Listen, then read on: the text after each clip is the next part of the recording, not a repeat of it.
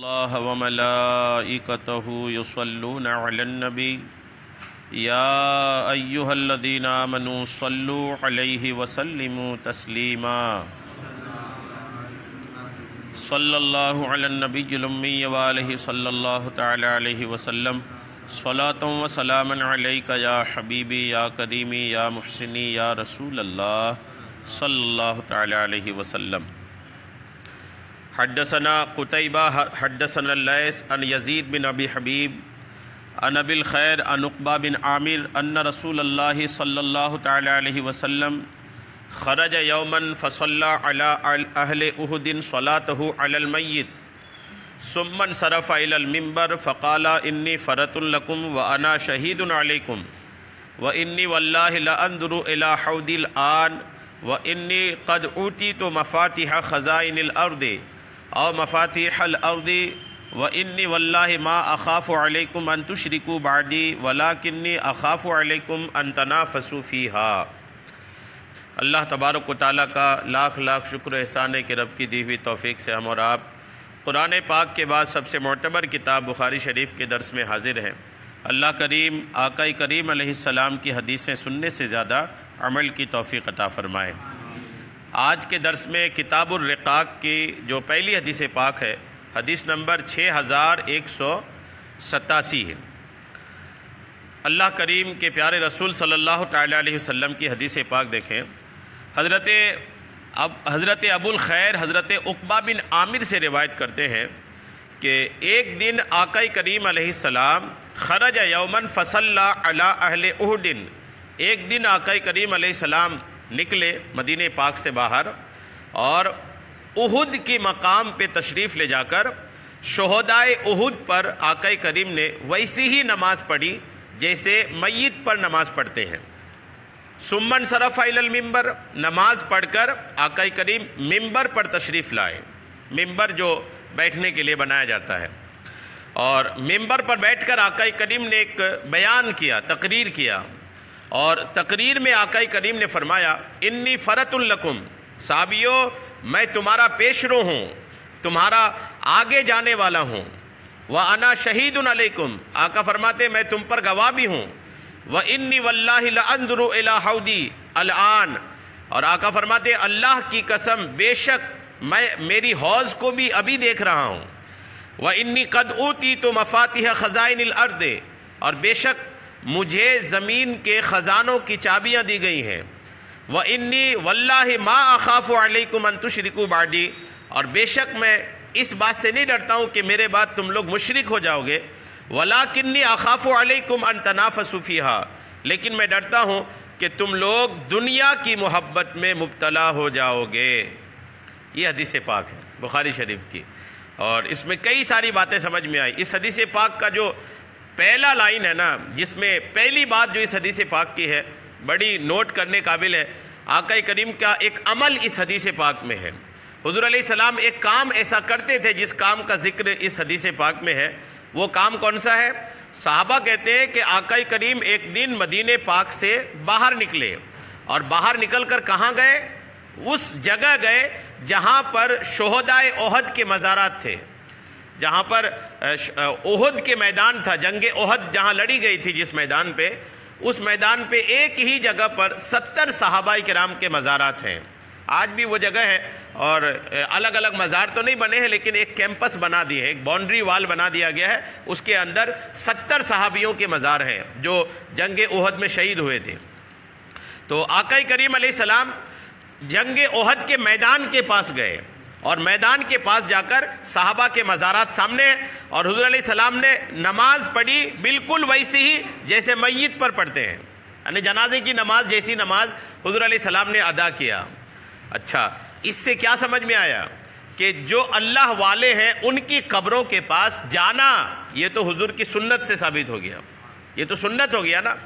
بخاری شریف کی حدیث پاک ہے، وہ بھی آپ حدیث کا نمبر بھی یاد رکھیے گا، کتاب الرقاق ہے، جلد 2 ہے، اور حدیث نمبر 6178 ہے۔ یہ حدیث پاک کلیئر کر رہی ہے کہ الحمدللہ آقا کریم علیہ السلام شہدائے احد کے جو شہید ہوئے تھے جنگ احد میں، ان کے مزارات پر خود حضور تشریف لے جاتے تھے، اور صرف ایسے ہی نہیں تھا، جاتے بھی تھے اور جا کر حضور نے کیا کیا؟ نماز جنازہ کی طرح نماز پڑھا. جبکہ جب جنگ احد ہوئی تھی ان کو جب دفنائے تھے تو آقا کریم ان پر اس وقت بھی جنازے کی نماز پڑھے تھے, اس وقت بھی پڑھے تھے آپ نے جنازے کی نماز. جنازہ پڑھ کے سب کو دفنایا گیا تھا, لیکن پھر بعد میں بھی حضور گئے اور ویسے ہی پڑھی جیسے جنازہ پڑھی جاتی ہے. دراصل جنازہ ہے کیا؟ جنازہ دراصل میت کے لیے دعا ہے. جنازہ جو ہے نا وہ مرحوم کے لیے دعا ہے.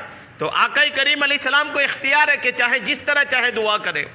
تو آقا کریم علیہ السلام نے ان شہیدان احد کے لیے کئی برس گزر جانے کے بعد بھی ان کے قبروں کے پاس جا کر جنازے کی نماز کی شکل میں ان کے لیے کیا کیا؟ دعائیں کی. جی ہاں, یہی تو کرتے ہیں نا اہل سنت والجماعت کہ اولیاء کرام کے مزارات کے پاس جاتے ہیں, اپنے مرحومین کی قبروں کے پاس جاتے ہیں اور دعائیں کرتے ہیں. تو یہ کس سے ثابت ہو گیا؟ ہمارے نبی کے طریقے سے ثابت ہو گیا. کوئی اگر آپ کو بولے کہ آپ بزرگوں کے مزار پہ کیوں جاتے ہیں تو آپ کا جواب ہونا چاہیے کہ بخاری کی حدیث میں کہ ہمارے نبی شہیدان احد کے مزاروں پر تشریف لے جاتے تھے.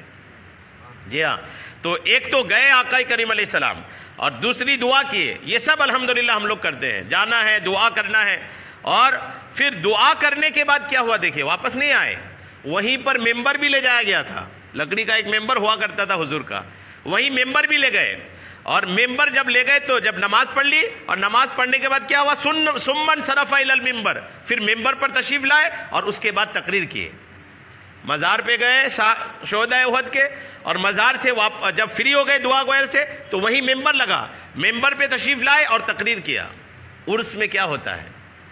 عرس در حقیقت یہی ہے. ایم پی والے کم سمجھ میں آئیں گے ایم پی والوں کو, چونکہ ایم پی میں ڈھول تماشا کا نام عرس ہے. یہاں عرس کا مطلب ہوگا ڈھول بجے گا, تماشا ہوگا, اس کے بعد عرس. عرس یہ نہیں ہوتا. دراصل عرس یہ ہے کہ ان کے جو مزار والے ہیں ان کی تاریخ پر آپ ان کی بارگاہ میں جائیں, کچھ پڑھ کر ایصال ثواب کریں. اور عرس کا ایک مطلب یہ بھی ہے کہ وہاں جلسہ ہو, بیان ہو, نعت خوانی ہو, جو حضور نے کیا. حضور نے یہی کیا نا کہ گئے شہیدان احد کے مزار پہ اور جا کر کے پہلے دعا مانگی, دعا مانگنے کے بعد ممبر پہ آئے اور تقریر کیے. یہ ہوتا ہے عرس. دراصل عرس یہی ہے. اور آج بھی عرس ہمارے بڑے بزرگوں کے جو آپ اعلیٰ حضرت کا عرس دیکھ لیں, ایسے ہی ہوتا ہے. لوگ مزار پہ جاتے ہیں, اچھا اسٹیج سجتا ہے اور لاکھوں کی تعداد میں لوگ ہوتے ہیں, ہزاروں کی تعداد میں علماء ہوتے ہیں اور پھر بیان ہوتا ہے, نعت خوانی ہوتی ہے, لوگ سنتے ہیں. آج بھی ہیں الحمدللہ. لیکن ایم پی میں اللہ کرم فرمائے, یہاں عرسوں کو لوگوں نے خراب کر رکھا ہے, بہت زیادہ خراب کر رکھا ہے. عرس کا مطلب ہوتا ہے کہ ایک چادر بھی لے جائیں گے تو ڈھول باجے کے ساتھ, اور پھر یہ کہ کوئی سندل بھی لے جا رہا ہے تو ڈھول باجے کے ساتھ. یہ عجیب و غریب قسم کا ایم پی والوں نے, خاص کر کے ہمارے اس جبل پور سمبھاگ والے نا, اس کو بالکل خراب کر ڈالے. عرس کا مطلب ہرگز یہ نہیں کہ آپ چادر بھی لے جاؤ تو ڈھول بجا کے لے جاؤ, سندل بھی لے جاؤ تو ڈھول بجا کے لے جاؤ. یہ بالکل نہیں ہے. آپ لے جائیں, چادر چڑھائیں. چادر بھی میں نے آپ کو کہا تھا کہ چادر پھول کی ہو, اور بڑے ادب و احترام کے ساتھ لے جائیں اور چڑھا کر کے دعا مانگ کر کے آ جائیں. پورے شہر کو پریشان کر کے آپ سوچ رہے ہیں کہ کوئی بزرگ خوش ہو جائے, تو یہ نہیں ہو سکتا. کہ جس دن عرس ہوتا ہے, داتا صاحب کا ہی عرس ہوا, دیکھیے پورا شہر بالکل ہو ہلہ میں مچا رہا. اب اس میں کئی طرح کے لوگ ہوتے ہیں, پھر وہ ہوتا ہے, پھر جوابی کارروائی بھی ہوتی ہے. جب جواب ہوتا ہے تو پھر پریشان ہوتے ہیں کہ یار ایسا ہو رہا ہے. ایسا تو پھر ہم نے خود کسی کو پریشان کیا تو کوئی آپ کو بھی پریشان کر رہا ہے. تو بہرحال عرس جو ہوتا ہے نا, مزار پاک پر جو حاضری کا طریقہ ہوتا ہے وہ یہ طریقہ ہے کہ آقا کریم علیہ السلام گئے, مزار کے پاس جا کے دعا کی, اور دعا کر کے آ کے ممبر پہ کھڑے ہوئے اور ممبر پہ کھڑے ہو کر تقریر کیا. اور تقریر کیا آقا کریم نے؟ تقریر بھی آقا کی جو ہوئی تھی وہ بہت دھیان دینے والی ہے. آقا نے تقریر کی, انی فرط لکم, اے میرے صحابیوں میں تمہارا پیشرو ہوں, یعنی تمہارا پیشرو, تمہارا لیڈر ہوں, تمہارا رہنما ہوں. اور آقا فرماتے وانا شہید علیکم, اور میں تم پر گواہ ہوں. جتنے مسلمان جو کچھ بھی کرتے ہیں نا, سارے لوگوں کے عمل پر حضور علیہ السلام گواہ ہیں, سب پر گواہ ہیں. جی ہاں, ہر پیر کو آقا کریم کی بارگاہ میں ساری امت, ایک پیر سے دوسرے پیر کے بیچ میں, سوموار کا دن ہے نا, پیر کا دن, ہر پیر کے دن کو حضور کی بارگاہ میں ایک ہفتے کا حضور کی ساری امتی کا عمل پیش کیا جاتا ہے.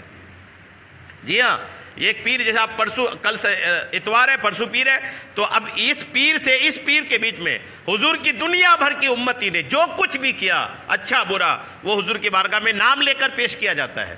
حضور آپ کے فلاں امتی نے یہ کیا, فلاں امتی نے یہ کیا. پھر اس پیر کے بعد اگلے پیر کو پھر ایک ہفتے کا پیش کیا جاتا ہے. یوں ہمارے نبی علیہ السلام اپنی امت کی ہر عمل سے باخبر ہیں. حضور علیہ السلام کو پوری خبر ہے کہ میری کون سی امتی کیا کر رہی ہے, میری کون سی امتی کیا نہیں کر رہی ہے. آقا کریم علیہ السلام کو سارے عمل کی خبر ہے. تو یہاں پر بھی مسلمانوں کو بڑا چونک جانا چاہیے کہ آپ اگر کچھ کرتے ہیں تو آپ کے نبی کو خبر لگ جاتی ہے. وہ جو عمل پیش کیا جاتا ہے, ماں باپ کو بھی خبر لگتی ہے. ماں باپ کے بارے میں ہے کہ جن کے والدین انتقال کر گئے ہیں, ہر جمعہ کو ان کی اولاد کی جو عمل ہے ہفتے بھر کا, وہ ان کے ماں باپ کو پیش کیا جاتا ہے کہ تمہارے بچوں نے یہ کیا ہفتے بھر میں. ہر ہفتہ, یعنی جب تک اولاد زندہ ہے ان کے ماں باپ کے انتقال کے بعد ہر ہفتہ ان کی قبر میں ان کے نام عمل کو پیش کیا جاتا ہے. تو ماں باپ میں تو صرف بچوں کا پیش کیا جاتا ہے, لیکن حضور کے مزار پاک میں ہر پیر کو ساری امت کے نام عمل پیش کیے جاتے ہیں. تو اب ڈرنا چاہیے کہ یار ہمارا برا عمل, ہمارے ماں باپ جو انتقال کر گئے ان کو خبر لگے گا کہ ہم نے چوری کی, ہم نے رشوت کھائی, ہم نے جھوٹ بولا, ہم نے غیبت کی, چغلی کی, گناہ کیا, سود کھایا, شراب پیا, یعنی جو کچھ بھی آپ نے گناہ کیا آپ کے ماں باپ کو خبر ہوتی ہے, آپ کے نبی کو خبر ہوتی ہے. تو اس سے بھی ڈر جانا چاہیے اور بچ جانا چاہیے کہ نہیں یار ہمیں اپنے ماں باپ کو مرنے کے بعد تو غمزدہ نہیں کرنا ہے, رسول اللہ کو مرنے کے بعد تو ہماری بری خبر نہ پہنچے. اس لیے اپنے اعمال کو درست رکھنے کی کوشش کرنی چاہیے. تو آقا نے کیا فرمایا بخاری شریف کی حدیث کہ وَأَنَا شَهِيدٌ عَلَيْكُمْ, میں تم پر گواہ ہوں. اور فرماتے وَإِنِّي وَاللَّهِ لَأَنْظُرُ إِلَىٰ حَوْضِي الْآن, اور آقا فرماتے ہیں کہ میں ابھی یہیں پر بیٹھے بیٹھے اپنی حوض کو دیکھ رہا ہوں. کس کو دیکھ رہا ہوں؟ حوض کو. جملہ دیکھیے, آقا فرماتے وَاللَّهِ, اللہ کی قسم, لَأَنْظُرُ إِلَىٰ حَوْضِي, میں میرے حوض کو دیکھ رہا ہوں, الآن, ابھی کے ابھی. ابھی کے ابھی. حوض کیا ہے؟ حوض آپ نے کئی بار سنا ہے. آقا کریم علیہ السلام کو اللہ تعالیٰ نے ایک حوض پیدا فرما کر کے دیا ہے. اِنَّا أَعْطَيْنَا كَالْكَوْثَرَ, جو ہے نا کوثر, جس کو حوض کوثر کہتے ہیں. حوض کیا ہے؟ اگر دنیاوی طور پر آپ سمجھے تو ایک گڈھا جس میں پانی ہو, اس کو حوض بولتے ہیں. کئی بار لوگ وضو خانے کا بھی حوض بنا کے رکھتے ہیں, اس میں وضو بناتے ہیں, مسجدوں میں ہوتا ہے. تو بہرحال ایک ایسا گڈھا جس میں پانی ہو اس کو حوض کہتے ہیں. اللہ نے حضور علیہ السلام کے لیے ایک حوض کوثر پیدا فرما رکھا ہے جنت میں, اور وہ بھی ایک ایسا حوض کوثر ہے جس کے بارے میں حضور نے کیا فرمایا اپنی حیات میں, میدان احد میں حضور نے فرمایا کہ میں ابھی میرا حوض دیکھ رہا ہوں. مطلب حوض کوثر پیدا کیا جا چکا ہے. ایک تو یہ سمجھ میں آیا, تب تو حضور دیکھ رہے ہیں, ایسا نہیں کہ قیامت ہوگی تو پیدا کیا جائے گا, بنایا جا چکا ہے, تب تو حضور دیکھ رہے ہیں. اور دوسری بات یہ کہ حضور کی نظر کا کمال دیکھیے کہ حوض کوثر جنت کے پاس رکھا ہوا ہے, اور حضور مکہ شریف میں, آقا کریم مدینہ پاک میں میدان احد کے پاس بیٹھے ہیں, اور میدان احد میں بیٹھ کر حضور فرما رہے ہیں کہ میں اپنی حوض کو دیکھ رہا ہوں. تو آقا کی نظر کا یہ کمال تھا کہ ہزاروں پردوں کے آر میں, ہزاروں پردوں کے پیچھے جو چیز ہوتی ہے نا, آقا کریم علیہ السلام الحمدللہ اس چیز کو بھی اپنے مبارک اور نبوت والی نظروں سے دیکھ لیتے ہیں. تب تو یہاں پر میدان احد سے آپ نے اپنی حوض کو دیکھ لیا. حوض کے بارے میں انشاءاللہ عرض کروں گا آپ کو کہ وہ حوض کیا ہے, لیکن اس حدیث کا باقی جملہ بھی دیکھ لیں. آقا فرماتے میں ابھی دیکھ رہا ہوں کہ میرے حوض کو, اور آقا اس میں آگے فرماتے وَإِنِّي قَدْ أُوتِيتُ مَفَاتِحَ خَزَائِنِ الْأَرْضِ. یہ تقریر ہے, یہ جو آپ کو میں عرض کر رہا ہوں نا, یہ حضور تقریر کر رہے ہیں. کہاں پر؟ میدان احد میں. حضور فرماتے کہ بے شک اللہ نے زمین کے خزانوں کی چابیاں مجھے دے دی ہیں, زمین کے خزانوں کی چابیاں مجھے دے دی ہیں. اچھا, اس کے بعد آقا فرماتے ہیں واللہ, اللہ کی قسم, ما اخاف علیکم ان تشرکوا بعدی, اے میری امت, مجھے اس بات کا ڈر نہیں ہے کہ میرے بعد تم لوگ مشرک ہو جاؤ گے. یعنی حضور اس بات سے بے خوف ہے کہ میری امت میرے بعد شرک نہیں کرے گی, شرک نہیں کرے گی. یہ امت الحمدللہ اس پر پابند ہے کہ یہ امت بڑے بڑے گناہ تو کرے گی لیکن شرک نہیں کرے گی. الحمدللہ آپ دیکھ رہے ہیں مسلمان کتنا کمزور ایمان کا کیوں نہ ہو جائے, لیکن شرک سے ضرور نفرت کرتا ہے. شرک اس کے سامنے بالکل قابل قبول نہیں, اس کو دھتکارتا ہے, نہیں یار یہ تو نہیں ہونا. بڑا سا بڑا گناہ قبول کر لے گا لیکن شرک قبول نہیں کرے گا. کیوں؟ آقا نے بھی 1400 سال پہلے فرما دیا تھا, اے میری امت تم لوگ شرک کرو گے اس کا مجھے ڈر نہیں ہے, نہیں کرو گے تم یہ, لیکن ایک بات کا ڈر مجھے ہے. آقا فرماتے ہیں وہ ڈر یہ ہے کہ وَلَٰكِنِّي أَخَافُ عَلَيْكُمْ أَن تَنَافَسُوا فِيهَا, مجھے ڈر ہے اس بات کا کہ تم لوگ دنیا کی محبت میں مبتلا ہو جاؤ گے. ہے نا, یہ پوری تقریر تھی. یہاں ایک بات عرض کروں اور سنیے, ایک پوائنٹ دیکھیے. آقا نے پوری تقریر میں کیا کیا تقریر میں پہلا جملہ بولا کہ میں تمہارا پیش رو ہوں، رہنما ہوں۔ دوسرا فرمایا میں تم پر گواہ ہوں۔ تیسرا فرمایا بے شک میں اپنی حوض کو دیکھ رہا ہوں۔ چوتھا فرمایا کہ مجھے اللہ نے زمین کے خزانوں کی چابی دیا۔ یعنی 4 تعریف اپنی کیا حضور نے۔ یہ تو حضور کی تعریف والی بات ہوئی نا، حضور اپنی تعریف کیے، 4 جملوں میں حضور نے اپنی تعریف کی، اس کے بعد 2 جملوں میں اپنی امت کی بات کی کہ میں اپنی امت کے شرک سے ڈر نہیں رہا ہوں، میں ڈرتا ہوں اس بات سے کہ میری امت دنیا کی محبت میں مبتلا ہو جائے گی۔ تو 6 باتیں کی، 6 میں سے 4 باتیں حضور نے اپنی تعریف کی اور 2 باتیں حضور علیہ السلام نے اپنی امت کی۔ اس سے کیا سمجھ میں آتا ہے کہ حضور کو بھی الحمدللہ اپنی تعریف اور اپنی عظمت و شان پسند ہے۔ آقا بھی یہ پسند فرماتے تھے، جب آقا اپنی زبان سے ہی اپنی تعریف کر رہے ہیں تو اب غور کیجئے دوسرے لوگ بھی اگر حضور کی تعریف کریں تو حضور کو کتنا پسند آتا ہوگا۔ تو نبی کی تعریف کرنی چاہیے، نبی کی عظمت و شان بیان کرنی چاہیے، نبی کے فضائل بھی بیان کرنا چاہیے، یہ ہمارے آقا علیہ السلام کو بہت پسند ہے۔ تو اس میں تو اب باتیں بہت ساری آئی جس پر بیان ہونا چاہیے، لیکن ساری باتیں لیں گے تو اسی حدیث پہ بات پوری ہوتی چلی جائے گی۔ اس حدیث پاک کا ایک جملہ لیتے ہیں کہ آقا نے فرمایا کہ اللہ نے مجھے حوض عطا فرمایا ہے اور اس حوض کو میں ابھی دیکھ رہا ہوں۔ انا اعطینا کل کوثر، جو قرآن پاک میں ہے نا کہ ہم نے آپ کو کوثر عطا کیا ہے۔ تو صحابہ نے پوچھا یا رسول اللہ یہ کوثر کیا ہے؟ تو آقا کریم علیہ السلام نے فرمایا یہ ایک حوض ہے جو اللہ کریم نے مجھے عطا فرمایا، جس کو حوض کوثر کہتے ہیں۔ حوض کوثر کے بارے میں آپ نے کئی بار سنا ہے، لیکن یہ ایک نئی کتاب آئی ہے اور حوض کوثر پر اس نے الحمدللہ تقریباً 20-25 پیج لکھا ہے۔ میں اس میں سے کچھ خاص باتیں آپ کو عرض کرتا ہوں حوض کوثر کے تعلق سے، آپ کا ایمان تازہ ہو جائے گا۔ یہ کتاب ہے البدور الصافرہ فی احوال الاخرہ۔ یہ کتاب جنہوں نے لکھا ہے نا وہ 911 ہجری کے بزرگ ہیں، علامہ عبد الرحمن سیوطی رحمۃ اللہ تعالی علیہ۔ یہ 911 ہجری کے ہیں اور ابھی 1443 چل رہا ہے، مطلب تقریباً 400 سال سے زیادہ پرانی کتاب ہے یہ، الحمدللہ ابھی چھپ کے آئی الحمدللہ۔ تو اس سے آپ دیکھیں کہ حوض کوثر کا کیا معاملہ ہے۔ امیر المومنین حضرت سیدنا علی المرتضیٰ، امیر المومنین حضرت سیدنا علی المرتضیٰ کرم اللہ تعالی وجہ الکریم سے مروی ہے کہ آقا کریم نے ایک دن خطبہ کے دوران، تقریر کے دوران ارشاد فرمایا میں تمہارے لیے حوض پر موجود رہوں گا اور تم سے 2 چیزوں قرآن پاک اور اپنی اولاد کے بارے میں پوچھوں گا۔ کیا فرمایا آقا کریم نے کہ قیامت کے دن میں تمہارے لیے، میرے امتیوں، میں تمہارے لیے قیامت کے دن اپنی حوض کوثر پر موجود رہوں گا اور جو بھی وہاں پر پینے کے لیے آئے گا نا میں اس سے 2 چیزیں پوچھوں گا، ایک قرآن اور دوسرا میری اولاد۔ ایک قرآن اور دوسرا میری اولاد، اہل بیت۔ یعنی قرآن کے بارے میں پوچھوں گا کہ حوض کوثر سے پینے آئے ہو، میرے قرآن پر کیسا عمل کیا؟ اگر قرآن سے پاس ہو گئے تو اللہ آقا فرمائیں گے میری اولاد کے بارے میں تمہاری کیا سوچ تھی، میری جو اہل بیت تھی، میرے گھر والے تھے، ان سے تمہاری محبت تھی کہ نہیں؟ یہ 2 چیزیں پوچھی جائے گی۔ تو ہمیں قرآن کو بھی لینا ہے اور حضور کے اہل بیت کو بھی لینا ہے۔ حضور کے اہل بیت میں حضور کی بیویاں، حضور علیہ الصلوۃ والتسلیم کے نواسے جو حسن حسین ہے، امام محسن ہے، سیدہ فاطمہ کی اولاد ہے، جو بھی سادات کرام ہیں، یہ سب آقا کے خاندان کے لوگ ہیں۔ تو سادات کرام کی سید حضرات کے احترام کرنی چاہیے اور آقا کریم کی جو اہل بیت ہیں، آقا کے جو گھر والے ہیں، ان کے تعلق سے قیامت کے دن آقا کریم حوض کوثر میں پوچھے گا کہ میری اولاد کے تعلق سے تمہارا کیا معاملہ تھا۔ اس لیے حسنین کریمین سے محبت کرنی چاہیے۔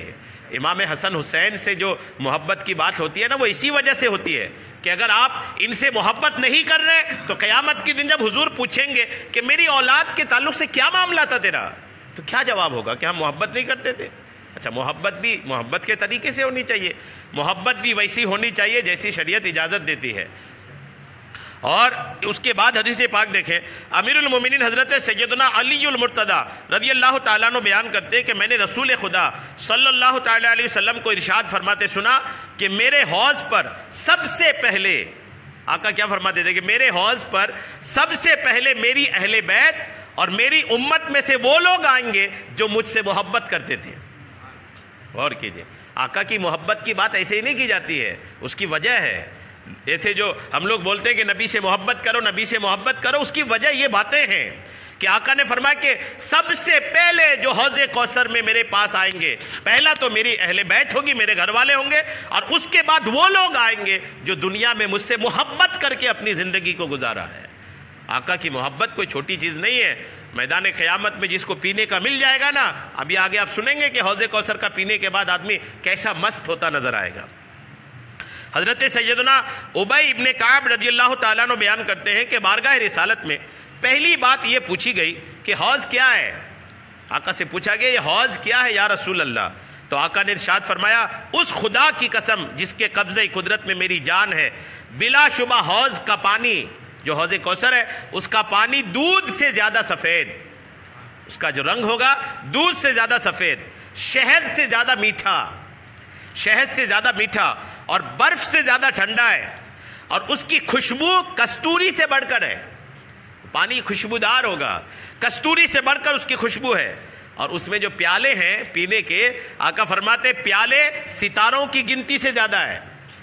ستارے ہیں نا آسمان پہ، ستاروں کو کون گن سکتا ہے؟ لیکن حوض کوثر کے پاس جو پیالے ہیں پینے کے، آقا فرماتے وہ ستاروں کی گنتی سے بھی زیادہ ہے، اور فرماتے جو انسان اس پیالے اس حوض کوثر سے ایک بار پی لے گا کبھی پیاسا نہ ہوگا، پھر کبھی اس کو پیاس ستائے گی نہیں، اور اسے پی کر جانے والا انسان ہمیشہ سیراب رہے گا، ہمیشہ سیراب رہے گا، کوئی پریشانی نہیں ہوگی، ہمیشہ پھر الحمدللہ سیرابی کی صورت میں آگے کی زندگی گزارے گا۔ حضرت سیدنا انس رضی اللہ تعالیٰ عنہ بیان کرتے ہیں کہ سرکار مدینہ صلی اللہ تعالیٰ علیہ وسلم نے ارشاد فرمایا مجھے کوثر عطا کی گئی ہے۔ آقا فرماتے مجھے حوض کوثر عطا کی گئی ہے، وہ ایک بہتی نہر ہے، ایک نہر ہے جو بہہ رہی ہے، جیسا کہ زمین پر نہر بہتی ہے ویسے ہی ہے، اس کے دونوں کناروں پر بے سوراخ کے موتیوں کے گنبد ہیں، دونوں کنارے بنے اس کے، یہاں کنارے پر کیچڑ ہوتے ہیں، وہاں کنارے پر موتیوں کے گنبد بنے ہیں۔ جو حوض کوثر کے کنارے ہیں موتیوں کے گنبد بنے، وہ بھی ایسے موتی ہیں جس میں سوراخ نہیں ہے۔ آقا فرماتے میں نے اپنا ہاتھ اس کی مٹی پر مارا، کیا فرماتے ہیں؟ میں نے ہاتھ اس مٹی پر، کس مٹی پر؟ وہ جو حوض کوثر ہے اس پر مارا، مطلب حضور علیہ السلام حوض کوثر کو چھو کر آ چکے ہیں، حوض کوثر آقا نے دیکھا بھی ہے اور چھو کر کے بھی تشریف لائے ہیں۔ اب آپ کہیے گا کہ کب گئے حضور جنت میں؟ تو حضور شب معراج میں تمام جنتوں کو بھی دیکھا ہے، آسمان کے سارے نظاروں کو بھی دیکھا ہے۔ حضور کی معراج صرف یہ نہیں تھی کہ اللہ کو دیکھ کر آ گئے، یہی بس نہیں تھی، آقا کے معراج کا سارا حصہ اگر آپ دیکھیں گے نا تو اس میں ساری زمین کی زیارت، سارے آسمانوں کو گھومنا، ساری جنتوں کو دیکھنا، اور جہنمیوں کو کس صورت میں کس گناہ میں کون سا عذاب ہوگا، اللہ تعالیٰ نے شب معراج سارا کچھ اپنے نبی کو دکھایا ہے۔ تو سب ساری جنت دیکھی، ساری جنت پہ الحمدللہ حوض کوثر بھی آقا کریم نے اپنی نگاہوں سے دیکھا بھی ہے اور چھو کر کے بھی آیا۔ دیکھیں نا آقا فرماتے ہیں کہ آقا کریم فرماتے ہیں کہ میں نے اپنے حوض کوثر پر جب ہاتھ مارا تو آقا فرماتے ہیں میں نے اپنا ہاتھ اس کی مٹی پر مارا تو اس کی خوشبو تیز مہکنے والی مشک جیسی تھی۔ آپ خوشبو کو اب چھوئیں گے نا تو خوشبو بڑھتی ہے نا، تو اسی آقا فرماتے ہیں میں نے چھوا تو تیز مشک کی طرح اس کی خوشبو پھیل گئی۔ اس کے کنکر موتی ہیں، یہاں پر کنکر پتھر کے ہوتے ہیں لیکن وہاں کنکر جو ہے نا موتیوں کے ہیں۔ آقا فرماتے میں نے اپنا ہاتھ اس کے بہتے پانی میں ڈالا تو اسے بھی خوب پھیلتی مشک جیسا پایا۔ میں نے کہا جبریل یہ کیا ہے؟ جب پہلی بار آقا نے اس پانی کو، اس نہر کو دیکھا تو آقا نے پوچھا جبریل یہ کیا ہے؟ تو انہوں نے کہا یا رسول اللہ یہ کوثر ہے جو اللہ پاک نے آپ کو عطا فرمایا ہے، یہ حوض کوثر ہے۔ یعنی جبریل سے آقا نے پوچھا، مطلب سفر آپ سمجھ گئے۔ آپ جب معراج کا پورا سفر دیکھیں گے نا تو آقا جتنی نئی چیز دیکھتے تھے تو جبریل سے پوچھتے یہ کیا ہے، یہ کیا ہے، یہ کیا ہے۔ تو یہاں بھی جب پہلی بار آقا نے حوض کو دیکھا تو جبریل سے پوچھا یہ کیا ہے؟ تو جبریل نے عرض کیا یا رسول اللہ یہ حوض کوثر ہے جو اللہ نے آپ کے لیے پیدا فرمایا ہے۔ حضرت سیدنا انس رضی اللہ تعالیٰ عنہ کا بیان ہے کہ ایک شخص نے عرض کی یا رسول اللہ کوثر کیا ہے؟ تو آقا نے ارشاد فرمایا جنت میں ایک نہر ہے جو مجھے میرے رب کریم نے عطا فرمائی ہے، اس کا پانی دودھ سے زیادہ سفید، شہد سے زیادہ میٹھا ہے، اس میں ایسے پرندے ہیں جن کی گردنیں اونٹنیوں کی گردنوں کی طرح ہیں، اس میں پرندے ہیں کچھ، یعنی ایک باغ، ایک باغیچہ، ایک ایسا نہر، صرف نہر ہو تو مزہ تھوڑی آتا، نہر بھی ہو، اس میں آس پاس پیڑ پودے ہو، چہچہاتے پرندے ہو تو یہ سب خوبصورتی بڑھاتا ہے نا، تو وہاں پر بھی ایسے ہی ہے، اس میں نہر ہے، پرندے ہیں، درخت ہیں، تو اس میں جو پرندے ہیں نا، پرندوں کے بارے میں کہا گیا کہ وہ ایسے پرندے ہیں کہ جن کی گردنیں اونٹنیوں کی گردنوں کی طرح ہیں۔ تو جب حضرت عمر فاروق اعظم نے یہ بات سنی تو حضرت عمر نے عرض کی یا رسول اللہ بے شک یہ پرندے بہترین نعمت ہیں، یہ پرندے بہترین نعمت ہیں۔ تو آقا نے فرمایا اے عمر ان کو کھانا اس سے بھی بڑی نعمت ہے کہ جب جنت میں جاؤ گے تو ان پرندوں کا گوشت بھی تمہیں الحمدللہ عطا کیا جائے گا، الحمدللہ۔ حضرت سیدنا عثمان ابن مظعون رضی اللہ تعالیٰ عنہ بیان کرتے ہیں کہ آقا کریم نے ارشاد فرمایا اے عثمان میری سنت سے روگردانی مت کرنا۔ حوض کوثر کس کو نہیں ملے گا وہ بھی دیکھ لیجئے، سن تو لیے کہ حوض کوثر ایسا ہے، کچھ ایسے لوگ ہیں جن کو حوض کوثر سے پینا نصیب نہیں ہوگا، کن کو نصیب نہیں ہوگا؟ دیکھیے آقا فرماتے اے عثمان میری سنت سے منہ نہ پھیرو، میری سنت سے دور نہ جاؤ، جو میری سنت سے منہ موڑے پھر توبہ سے پہلے مر جائے تو قیامت کے دن فرشتے اس کے چہرے پر مار کر اسے میرے حوض سے دور کر دیں گے، اس کے چہرے پر ماریں گے اور میرے حوض سے دور کر دیں گے اس کو جو میری سنت پہ عمل نہیں کرتا، میری سنت کو چھوڑے بیٹھا ہے۔ تو آقا کریم کی سنت کو، کوئی بھی سنت ہو، کوئی ایک فیلڈ نہیں، نماز ہے، روزمرہ کے معمولات ہے، حلیہ ہے، تمام چیزوں میں آدمی اگر سنت کو چھوڑے بیٹھا ہے نا تو پھر قیامت کے دن فرشتے اس کے چہرے پہ مار کر کے اس کو آقا کے حوض کوثر سے بھگا دیں گے۔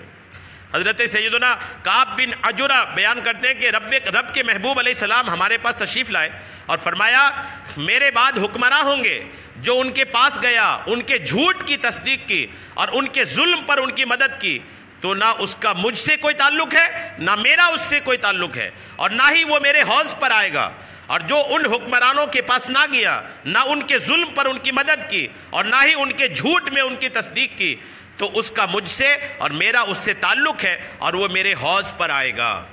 حکمران، لیڈر، رہنما ایسے لوگ ہوتے ہیں نا، نیتا گیری میں تو بہت ہے یہ کہ وہ بھی خود بھی غلطی کرتا ہے اور اس کے جو چیلے چپاٹے آس پاس رہتے ہیں چند روپیوں کے لیے وہ اس کی غلطیوں پہ پردہ ڈالتا رہتا ہے، اپنے بڑے کے اپنے عہدیدار کی غلطیوں پر پردہ ڈال کر وہ اس کے ظلم پر ساتھ دیتا ہے۔ تو نبی نے ارشاد فرمایا کہ جو بھی حکمرانوں کے ظلم پر اس کا سپورٹ کرے گا، ساتھ دے گا، اس سے محبت کرے گا، اس کی غلط بات پر بھی جی حضوری کرے گا، آقا فرماتے ہیں قیامت کے دن وہ میرے حوض پر نہیں آئے گا۔ تو دو چیزیں اس میں مجھے ملی تو میں نے آپ کو عرض کر دیا کہ جس میں کہا گیا کہ ایک تو سنت سے منہ موڑنے والا اور دوسرا وہ شخص جو بندہ ظالم حکمرانوں کے سپورٹ کرتا ہے، ایسے لوگوں کو قیامت کے دن آقا کریم کے حوض سے پینا نصیب نہیں ہوگا۔ درود پاک پڑھی اللہم صلی علی سیدنا شفیعنا حبیبنا مولانا محمد بارک وسلم، صلاۃ و سلام علیکہ یا حبیبی یا کریمی یا محسنی یا رسول اللہ صلی اللہ تعالی علیہ وسلم۔ اس کے بعد جو حدیث پاک ہے آج کے درس کی 6180 حدیث پاک کا نمبر ہے، کتاب الرقاق ہی ہے، اور یہ حدیث پاک حضرت عمران بن حسین سے روایت ہے۔ وہ کہتے ہیں کہ آقا کریم نے فرمایا خیرکم کرنی ثم الذین یلونہم ثم الذین یلونہم۔ آقا کریم علیہ السلام نے فرمایا تم میں بہترین لوگ میرے زمانے کے لوگ ہیں۔ آقا نے کیا ارشاد فرمایا کہ لوگوں میں سب سے بہترین لوگ جو ہیں وہ میرے زمانے کے لوگ ہیں، آقا کریم کے زمانے کے لوگ سب سے بہترین لوگ ہیں، اور آقا فرماتے اس کے بعد وہ ہیں جو اس کے بعد آئے اور اس کے بعد وہ ہیں جو اس کے بعد آئے، یعنی آقا کا دور سب سے بہتر، اس سے کم بہتر اس کے بعد والا دور، اور اس سے کم بہتر اس کے بعد والا دور۔ کیا سمجھ میں آیا کہ زمانہ جتنا حضور سے دور جا رہا ہے اتنا خراب ہو رہا ہے، یہی سمجھ میں آیا نا۔ آقا نے تو 3 ہی اسٹیپ بتایا، 3 اسٹیپ بتا کر آقا نے اشارہ فرما دیا، ایک آقا نے ایک اصول دے دیا کہ بہتر میرا زمانہ، اس کے بعد بہتر اس کے بعد والا زمانہ، اس کے بعد اس کے بہتر اس کے بعد والا زمانہ، 3 زمانوں کا تو آقا نے ارشاد فرما دیا۔ تو اس سے کیا سمجھ میں آیا کہ زمانہ جتنا حضور سے دور جا رہا ہے اتنا ہی یہ خراب ہوتا جا رہا ہے۔ اس کے بعد آقا علیہ السلام کا فرمان دیکھیے کہ قال النبی علیہ السلام بعد قولہ، اس کے بعد آقا نے فرمایا مرتین و ثلاثا ثم یکون بعدہم قوم یشہدون ولا یستشہدون۔ آقا فرماتے یہ جب زمانہ خراب ہوتا چلے جائے گا پھر اس کے بعد آقا فرماتے ایک ایسی قوم آئے گی، ایسے لوگ آئیں گے جو گواہی دیں گے، انہیں گواہ بنایا نہیں جائے گا، گواہ بنایا نہیں جائے گا زبردستی، ہاں ہم نے دیکھا ہے، ہاں ہم نے دیکھا، ہاں ایسا ہوا ہے، ہاں ایسا ہوا ہے. ایسے لوگ ہیں نا آج کل افواہ پھیلانے والے. تو افواہ سے تو حکومت پریشان ہے، پرشاسن پریشان ہے. ہر معاملے میں پرشاسن کو اعلان کرنا پڑتا ہے کہ غلط افواہ پھیلانے والوں کی گرفت کی جائے گی. مطلب ساری فسادوں کا جڑ ہے افواہ پھیلانا. تو حضور نے فرمایا تھا کہ ایک ایسا زمانہ آئے گا کہ لوگ چیزوں کے بارے میں کہیں گے کہ ایسا ہوا ہے، لیکن وہ بندہ نہ اس سے پوچھا گیا ہوگا، نہ وہ دیکھا ہوگا، کچھ نہیں، زبردستی گواہ بنتا پھر رہا ہوگا. آقا نے 1400 سال پہلے فرما دیا تھا کہ لوگ زبردستی باتوں کی گواہی دیں گے. اور آقا فرماتے ہیں ایسے لوگ آئیں گے کہ یخونون، وہ خیانت کریں گے، امانت میں خیانت کریں گے. بہت امانت میں خیانت ہو رہی، بہت زیادہ خیانت کی. تو اللہ رحم کرے. یعنی کوئی چیز کسی کے پاس ہے تو وہ آپ کو رکھنے دیا ہے تو آپ اس کو استعمال کر رہے ہیں. یہ تو بہت زیادہ ہو رہا ہے، امانت میں خیانت. اور اس کے بعد آقا فرماتے وَيَنْظُرُونَ وَلَا يَفُونَ، منت مانیں گے اور اس کو پوری نہیں کریں گے. منت تو مانیں گے لیکن منت پوری نہیں کریں گے. اور آقا فرماتے وَيَظْهَرُ فِيهِمَ السِّمَنُ، اور ان میں موٹاپا ظاہر ہوگا. قیامت کے قریب قریب لوگ موٹے ہوتے چلے جائیں گے، موٹاپا بہت زیادہ ہوگا. یہ بھی قیامت کی نشانی ہے. تو آقا کریم نے قیامت کی نشانیوں میں فرمایا کہ ایسے لوگ ہیں جو زبردستی گواہ بنیں گے، امانت میں خیانت کریں گے، اور منت مانیں گے پوری نہیں کریں گے، اور موٹاپا زیادہ ہوگا. قیامت کی یہ کچھ نشانی. اس کے بعد ایک باب ہے جس میں قیامت کی ایک اور نشانی بیان کی گئی ہے، جس میں حدیث پاک ہے. حضرت قیس ابن حازم حضرت مرداس اسلمی سے روایت کرتے ہیں. وہ کہتے ہیں کہ آقا کریم علیہ السلام نے فرمایا یذهب الصالحون الاول فالاول وتبقى حفالة كحفالة الشعير او التمر او التمر لا يباليهم الله بالة. یہ حدیث پاک دیکھیے. آقا فرماتے ہیں کہ نیک لوگ چلے جائیں گے قیامت سے پہلے. نیک لوگ جو ہے نا وہ چلے جائیں گے، اور جب نیک لوگ چلے جائیں گے تو پھر آقا کیا فرماتے ہیں یذهب الصالحون الاول، پہلے نیک لوگ جائیں گے، فالاول، اس کے بعد جو کم نیک ہے وہ چلے جائیں گے. اور چلتے چلتے یہ حال ہو جائے گا کہ آقا فرماتے ہیں تبقى حفالتن، صرف کچڑا باقی رہ جائے گا. کیا باقی رہ جائے گا؟ حفالہ بولتے ہیں کچرا کو. حفالہ بولتے ہیں جیسے کھیتی کرنے والے اپنا دانہ اٹھا کے لے جاتے ہیں اور جو چھوڑ کے جاتے ہیں اس کو بولتے ہیں حفالہ. تو اس کو کچرا ہی بولے. یعنی دانہ اٹھا کے لے گئے کھیت والا اور باقی جو چھوڑ کے جاتے ہیں وہ کچرا ہی ہوتا ہے. تو آقا فرماتے ہیں کہ اچھے لوگ قیامت سے پہلے چلے جائیں گے. بچیں گے کون؟ کچرے. اور جب یہ کچرے بچیں گے نا تو اس کے بارے میں کیا فرماتے ہیں دیکھیے کہ حفالت الشعیر او التمر، یا جیسے گیہوں یا کھجور کا کچرا. اور پھر جب یہ کچرے بچیں گے نا تو پھر آقا فرماتے ہیں لا یبالہم اللہ بالۃ، اللہ تعالیٰ کو اس کچرے کی کوئی فکر ہی نہیں ہوگی. اللہ کو کوئی پرواہ نہیں ہوگی. اللہ تعالیٰ کوئی پرواہ نہیں فرمائے گا کہ ان بندوں کے ساتھ میرا کیا ہو رہا ہے، کیونکہ سارے نیک لوگ اٹھا لیے گئے ہوں گے. یہ قیامت سے پہلے ہوگا. سارے نیک لوگ، ابھی شروع ہو گیا، دیکھ ہی رہے ہیں آپ، جتنا جو اچھا بندہ ہے، جو نیک بندہ ہے، تو آپ دیکھتے ہیں کہ یار وہ نیک لوگ دنیا چھوڑ چھوڑ کے جا رہے ہیں. کورونا کال میں دیکھیں دنیا بھر میں ایک سے ایک عالم دین کا انتقال ہوا، ایک سے ایک، جس کو چوٹی کے بزرگ کہا جا سکتا ہے وہ انتقال ہو گئے. اب اگر کہا جائے کہ کوئی ایک علم کا پہاڑ جس کی طرف رجوع کیا جائے تو ڈھونڈنے سے بھی نہیں ملتا. بڑا مشکل ہو گیا ہے معاملہ. تو بزرگان دین جو ہے نا وہ دنیا چھوڑ کر جانا شروع کر چکے ہیں. اب یہ جب سارے چلے جائیں گے نا تو دنیا میں کچرا بچے گا. پھر یہ کہ کچرے کے ساتھ کیا حال ہوگا، یہ آپ نے سنا کہ اللہ کو ان کی کوئی پرواہ نہیں ہوگی کہ ان کے ساتھ کیا ہو رہا ہے. تو قیامت کی ایک علامت یہ بھی ہے. درود پاک پڑھیں اللہم صلی علی سیدنا شفیعنا حبیبنا مولانا محمد بارک وسلم صلاۃ و سلام علیک یا حبیبی یا کریمی یا محسنی یا رسول اللہ. آخری میں دو ایک حدیث سن لیں. اس میں مال کے تعلق سے ہے کہ یہ حدیث پاک حضرت عطا سے وہ کہتے ہیں میں نے ابن عباس سے سنا کہتے ہوئے کہ آقا کریم علیہ السلام نے فرمایا لو کان ابن آدم وادیان من مال. آقا فرماتے ہیں اگر آدم کی اولاد کے پاس دو وادی مال سے بھرا ہوا ہو، وادی مطلب علاقہ، دو علاقہ مال سے بھرا ہوا ہو، تو لَأَبْتَغَى ثَالِثًا، تو وہ تیسرے کی تلاش میں رہے گا. یہ آدمی کی پہچان نہیں ہے. اگر دو اکاؤنٹ کھل گیا تو تیسرا اکاؤنٹ کب کھلے، یہ آدمی کی فکر رہتی ہے. آقا فرماتے دو وادی مال میں ہے تو تیسرے کی تلاش کرے گا. اور آقا فرماتے وَلَا يَمْلَوْ جَوْفَ ابْنَ آدم، آقا فرماتے آدم کی اولاد کی پیٹ نہیں بھرے گا الا التراب، مگر مٹی سے. جب یہ مٹی میں جائے گا نا، نہیں مرنے کے بعد دفنایا جائے تبھی پیٹ بھرے گا، ورنہ کبھی پیٹ بھرے گا نہیں. دولت کے معاملے میں آدمی کی خواہش پوری ہی نہیں ہوگی. اتنا ہوا اور ہو جائے، اتنا ہوگا اور ہو جائے، یعنی آدمی پڑا ہی رہتا ہے دولت کی تلاش میں۔ وَيَتُوبُ اللَّهُ عَلَى مَنْ تَابَ، اور جو توبہ کرتا ہے اللہ اس کی توبہ کو قبول فرماتا ہے۔ اس کے بعد اسی سے ملتی جلتی حدیث پاک ہے کہ آقا نے فرمایا کہ لو ان لابن آدم مثل واد مالا، اگر آدم کے اولاد کے پاس ایک وادی کے برابر مال ہو تو دوسری وادی کے تلاش میں رہے گا، اور آدم کی اولاد کا پیٹ مٹی ہی بڑھے گا، اور اللہ تعالیٰ توبہ کرنے والے کی توبہ کو قبول فرماتا ہے۔ اس کے بعد حدیث پاک دیکھیں کہ حضرت عروہ ابن سعید ابن مسیب حکیم بن حزام سے کہتے ہیں کہ میں نے آقا کریم علیہ السلام سے پوچھا، فآتانی، آقا کریم سے مانگا، ایک صحابی رسول ہے وہ آئے حضور کے پاس اور حضور سے کچھ مانگا، یا رسول اللہ کچھ دے دیجئے، تو آقا علیہ السلام نے ان کو دے دیا۔ فآتانی، پھر مانگا، ثم سالتو، پھر مانگا، فآتانی، پھر حضور نے دیا، ثم قالا، جب 3 بار مانگا اور 3 بار حضور نے دیا، وہ مانگتے گئے حضور دیتے گئے، وہ مانگتے گئے حضور دیتے گئے، تو آقا نے فرمایا ثم قالا حاذل مال حاذل مال، آقا فرماتے یہ مال ہی ایسا ہے کہ آدمی کی نظر بھرتی نہیں ہے، ایک بار مانگا دے دیا، 2 بار مانگا دے دیا، تیسری بار بھی مانگ لیا، جب تیسری بار بھی حضور نے دیا نا تو آقا فرماتے یہ مال ہی ایسا ہے کہ اس سے نظر بھرتی نہیں ہے۔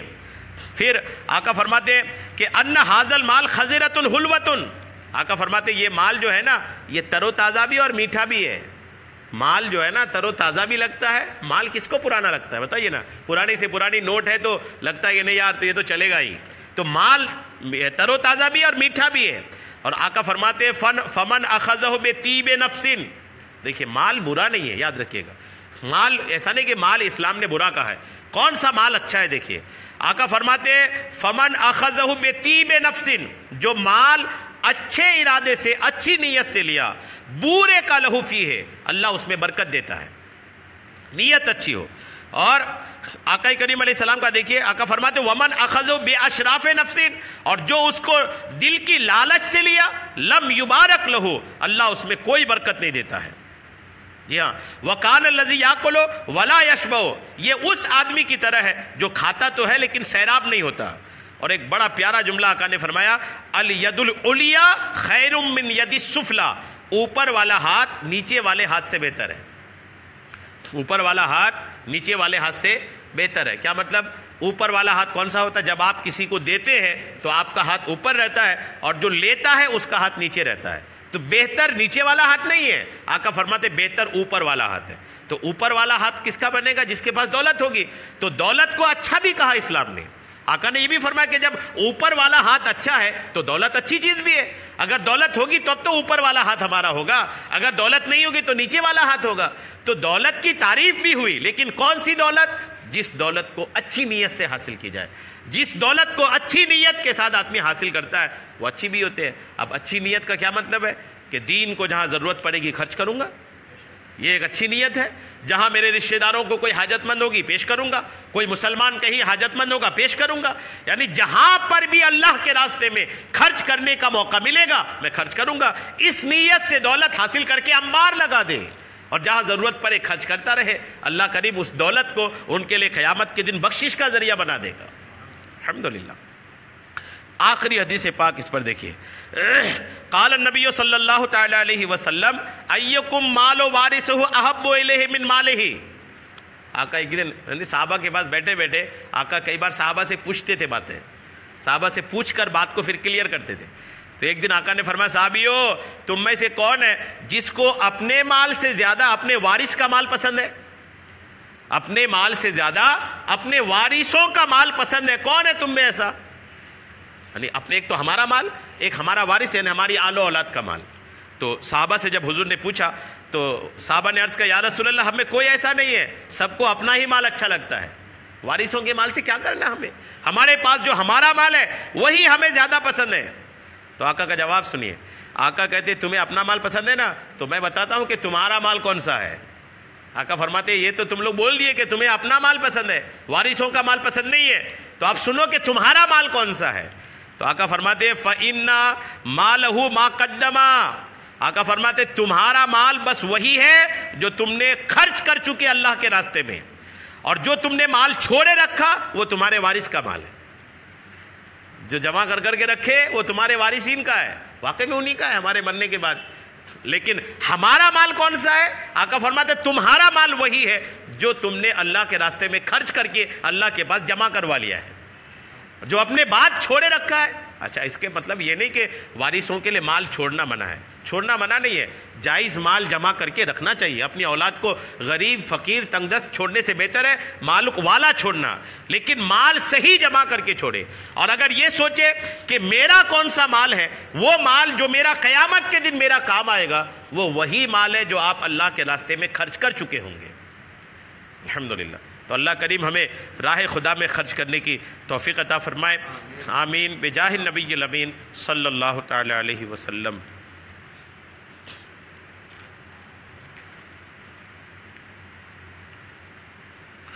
قال اللہ تبارک و تعالی فی شان حبیبہ الکریم ان اللہ وملائکتہ یصلون علی النبی یا ایہا الذین آمنوا صلوا علیہ وسلموا تسلیما۔ صلی اللہ علی النبی الامی وآلہ صلی اللہ تعالی علیہ وسلم۔ صلاۃ و سلام علیک یا رسول اللہ۔ سبحان ربک رب العزت عما یصفون وسلام علی المرسلین والحمد للہ رب العالمین بحق لا الہ۔